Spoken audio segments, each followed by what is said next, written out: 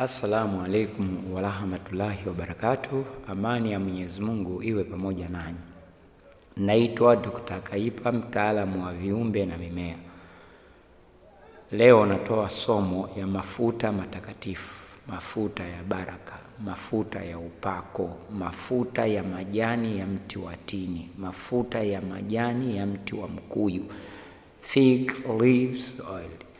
Mafuta ndo hayo. Mti ndio unaitwa mkuyu kwa lugha ya Kiswahili, unaitwa mtini kwa lugha ya Kiarabu, kwa Kiebrania unaitwa figs. Huu mti umetajwa ndani ya vitabu vyote vitatu. Kuna kitabu kinaitwa Tanakh cha Majudizi, kuna kitabu kinaitwa Biblia cha Wakristo, kuna kitabu kinaitwa Qur'ani cha Waislamu. Wote wanaamini Abraham ndio baba wa imani, inaitwa Abrahamic religions. Kwa hiyo huu mti umetajwa ndani ya vitabu. Kwa hiyo majani ya mti wa mkuyu, mti wa tini, basi ndio msaada wa kwanza wa Adamu. Alijishonea nguo majani, alijistiri yale majani. Yale majani ni dawa ambayo mitume wa kale, manabii, anakuja watu wacha Mungu wote wa kale, alikuwa anatumia yale majani kwa msaada wa kusaidia magonjwa mbalimbali. Kwa mtu akiumwa zama hizo, kulikuwa hakuna mahospitali, teknolojia hakuna, watu wanaenda kwa nabii, anaenda kwa nabii mtume, anaenda kwa nabii, anaenda kwa kiongozi wa dini wa eneo lile, hasa nakuwa nao mafuta ya majani ya mti wa mkuyu. Kwa hiyo ndio anayatumia yale mafuta kupaka ile sehemu ambayo inauma, kama ni vidonda, kama ni sehemu yoyote ya maumivu ya ndani, kwa sababu ndani ya zamani watu walikuwa hajui kwamba vidonda vya tumbo ndio nini. Hapana, alikuwa anajua tu kwamba mtu anauma. Lakini sasa hivi ukisema vidonda vya tumbo, hata sayansi imegundua ni nini. Na huyo mdudu anaitwaje? Anaitwa Helicobacter pylori, ndo anasaidia H pylori, ndo anasaidia vidonda, anasumbua vidonda vya tumbo, kuharibu ute. Kwa hiyo zama za kale mtu anaumwa hajui ni ugonjwa gani, lakini anaenda kwa nabii, anaenda kwa mtume, nabii au kwa kiongozi wa dini. Basi majani ya mti wa mkuyu, hayo majani mafuta yake ndo alikuwa yanatumika.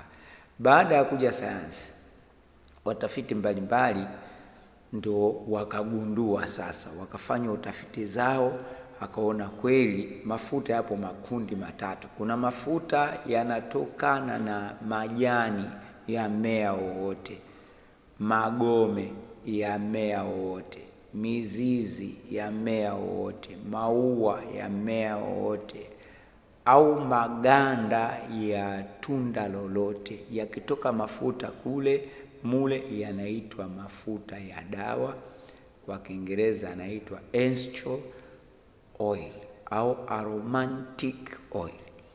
Mafuta yoyote yanatoka kwenye matunda yanayokula mwanadamu, lile tunda au mbegu yake ya ndani, hayo mafuta yanaitwa vegetable oil au cooking oil, mafuta ya kula ambayo ndani yake muna vitamin C, inasaidia ngozi, kupaka ngozi, kula. Mafuta yanatoka kwenye ardhi, yale mafuta ambayo yana carbon ndani yake, yana moto, kwamba ukiwaweka kwenye moto anawaka moto, hawa unakuwa ni vilipuzi hatari.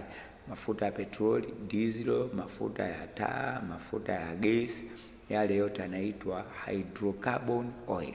Sasa tuje hapa kwenye mafuta matakatifu. Kwa watu wengi anachukua mafuta ya kula, anawaambia wanadamu kwamba hayo mafuta yameombewa dua, yamesomewa kisomo, yashageuka na nguvu za Mwenyezi Mungu zimeingia mule. Ule uongo. Kwa mfano, umetupika maharage, huna mafuta ya kula ya alizeti au mzaituni, mafuta ya kula, unachukua mafuta ya taa au mafuta ya gesi au mafuta ya petroli, unayaombea dua, unayasomea kisomo, ukamiminia mule. Vitamin E haiwezi kupatikana mule, mtu hawezi akala. Kuna gari inatembea na petroli, diesel, inatembea ile gari, ghafla imezima, petroli ameisha, hamna mafuta. alafu ndani ya gari mna dumu la lita 5 la mafuta ya alizeti. Uwezo ukachukua mafuta yale ukayaombea dua, ukayasomea kisomo, basi ile carbon ikaingia mule, ukamiminia kwenye gari katembee kawaka. Hizo kitu hazipo. Kwa hiyo utafiti wa wataalamu wa sayansi wa sasa hivi na watu wa kale alikuwa wanatumia nini kwenye dawa za asili, basi ilikuwa ni majani ya mti wa tini, kwa sababu ni kundi la mafuta ya dawa. Watu wakiona ana matatizo, anaenda kwa mitume, anaenda kwa manabii, anaenda kwa viongozi wa dini, anachukua yale mafuta, anatumia kupaka, kunywa, alafu yana harufu mbaya. Mungu ameumba harufu mbili, harufu nzuri, harufu mbaya. Harufu nzuri burudani, harufu mbaya msaada. Kwa mfano, umetoa ndani ya nyumba, umelala ndani ya nyumba, mna mbu, uwezo kumuomba Mungu mbu kakimbia?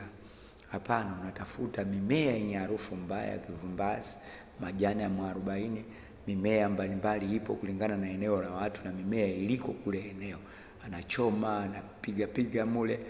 Wengine anachukua madawa ya kisasa, mosquito repellent, au kuna sabuni unajipaka, unaoga tu. Ukioga sabuni, mbu hawezi kung'ata. Ukikusogelea tu harufu mbaya ile mbu nakimbia. Au unapuliza heat, unachoma vidude fulani coil, unachoma zile dumu, unapuliza dumu, basi mbu ule unakimbia. Kwa mfano huu, majini ni viumbe viliumbwa na Mwenyezi Mungu, vipo duniani. Wengine anasema majini mabaya. Majini tu mabaya. Majini mazuri hakuna. Kuna majini mabaya, mazuri yapo, mabaya yapo. Mfano, tafuta kama ni Mkristo. Muislamu hana shida. Kama Mkristo, tafuta historia ya Ahabu, mfalme wa Israeli, ambaye alimuua Neboti kwa sababu ya shamba la ulisi. Alimwambia, nipe hili shamba, lipo karibu na nyumba yangu, nipe shamba mzuri tu ndogo. Akasema, hili shamba la ulisi nimepewa na wazazi wangu, siwezi nikakuuzia. Aliumia Ahabu, hakula, kalala tu. Mkewe akasema, unalia nini? Hili tu. Basi subiri. Basi mkewe akafanya njama za yule Neboti kuuawa. Mungu alikasirika.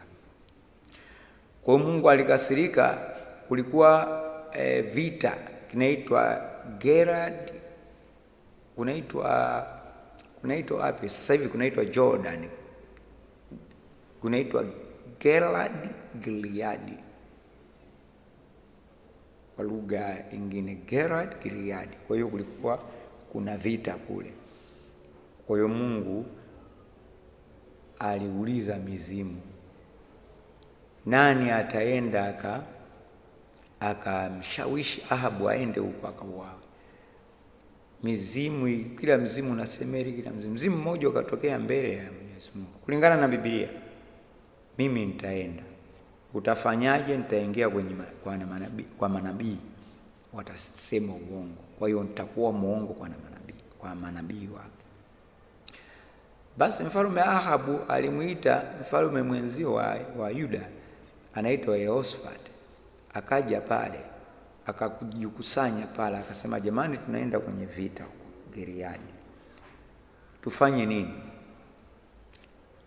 Manabii hakuna, wapo manabii. Akaitana, akakusanya manabii 400. Kila nabii Zedekia alikuwa ni kiongozi wao, na yeye anasema, basi nendeni tu. Kavaa vitu vya ajabu, nendeni.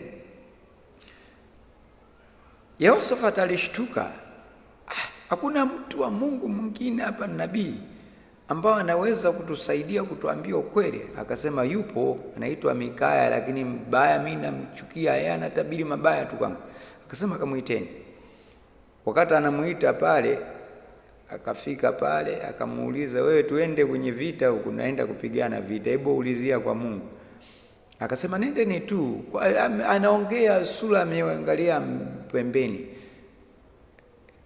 Basi mfalme akasema, tukuapishe mara ngapi? Utaapa mara ngapi ili utaambiwa ukweli? Akasema, nimeona mizimu, Mungu ameikusanya mizimu yote. Mzimu unasema hili, mzimu unasema. Nani ataenda kumshawisha hapa? Basi mzimu mmoja ulijitokeza, ukasema, mimi nitaenda kuingia kwa manabii, watatabiri uongo. Basi ndio Zedekia yule akaenda kumpiga kibao Mikaya Akasema, we, mimi Mungu amenituma, mimi ni nabii mkubwa. Akampiga kibao. Akasema, basi nendeni. Basi akaenda kumfungia jela. Akasema, mkirudi salama Mungu hajaongea na mimi. Na maanisha mizimu. Soma hiyo story, itafute Ahab, utaipata hiyo story ya Ahab. Isome vizuri kifo cha Ahab kilikuwaje. Kwa mizimu ipo, mabaya, mazuri. Unakuta wengine anafanywana mambo ya, ndio watu wanafanya ushirikina kwa sababu ya kutumia mizimu. Wengine anafuga mizimu. Sio kila mchungaji ana mizimu mabaya, hapana, wapo wazuri. Sio kila Muislamu, kila shehe ana majini mabaya na mapepo anafuga majini, hapana. Hizo ni imani mbaya mbovu ambavyo watu wachawi wapo. Mwingine unaweza kumuona hana jini lolote lakini mchawi balaa hatari. Kwa hiyo mafuta yale yanafukuzwa majini mabaya, harufu yake ya ndani. Kwa hiyo ukiyapaka, kama mtu anapiga makelele, ukipaka usoni kidogo tu mapepo anaondoka, hata kama karogwa vipi anaondoka. Changamoto inakuja uongo wa zama hizi, kwamba mtu anachukua mafuta ya kula, Bwana yuko. Mtu anachukua maji, Bwana yuko. Mtu anachukua mafuta yote anakuambia nimeyaombea dua, nimeyasomea kisomo, rukia nini. Ukiuliza mtume gani alifanya hicho kitu? Hamna, ni uongo tu, basi watu wanatafuta hilo. Kwa hiyo mimi nakukaribisha hapa kwa Dr. Kaipa, kwa Mathias Kibaha, mkoa wa Pwani. Fika hapo na matatizo yako, utaeleza, utapata huduma halali ambayo serikali imenisajili kama daktari halali wa asili, ambayo utapata huduma ambayo haina mashaka. Ukiona ile huduma ya uongo, acha. Lakini natumia dawa halali ya mti wa mkuyu pamoja na matunda yake. Asanteni sana.